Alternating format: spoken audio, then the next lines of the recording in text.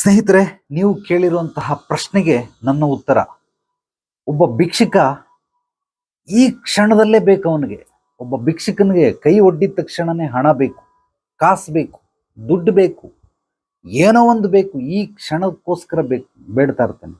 ಒಬ್ಬ ದಿನಗೂಲಿ ಕೆಲಸ ಮಾಡೋನು ಸಂಜೆ ಆದರೆ ಅವನಿಗೆ ದುಡ್ಡು ಬೇಕು.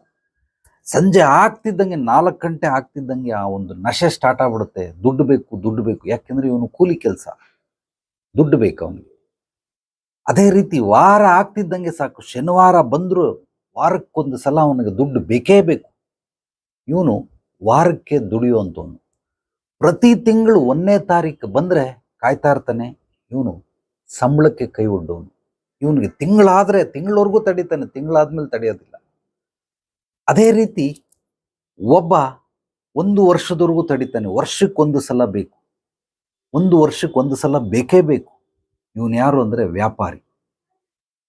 ಕೆಲವರು 3 ವರ್ಷ, 5 ವರ್ಷ, 10 ವರ್ಷಕ್ಕೆ ಬೇಕು. ಇವರೆಲ್ಲ ದೊಡ್ಡ ದೊಡ್ಡ ಶ್ರೀಮಂತರುಗಳಾಗ್ತಾರೆ.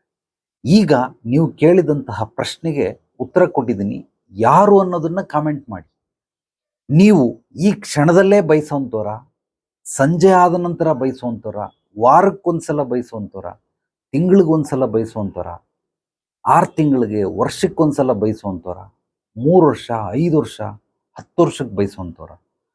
ಯಾರ್ಯಾರ ಸ್ಥಾನಮಾನಗಳು, ಯಾರ್ಯಾರ ಯೋಗ್ಯತೆ, ಅರ್ಹತೆ ಎಷ್ಟೆಷ್ಟು ಇರುತ್ತೆ ಆ ಹಂತಗಳಲ್ಲೇ ಇರ್ತಾರೆ. ಅದು ಯಾವುದೇ ಊರಲ್ಲಾಗಿರಬಹುದು, ಯಾವುದೇ ನಾಡಲ್ಲಾಗಿರಬಹುದು, ಯಾವುದೇ ದೇಶದಲ್ಲೂ ಕೂಡ ಆಗಿರಬಹುದು. ನಾನು ಹೇಳೋದನ್ನ ನೀವೇನಾದರೂ ಅಮಲು ಮಾಡಿದ್ರೆ ನಿಮ್ಮ ಜೀವನನೂ ಕೂಡ ಬದಲಾವಣೆ ಆಗುತ್ತೆ, ಪರಿವರ್ತನೆ ಆಗುತ್ತೆ, ರೂಪಾಂತರಣ ಕೂಡ ಆಗುತ್ತೆ.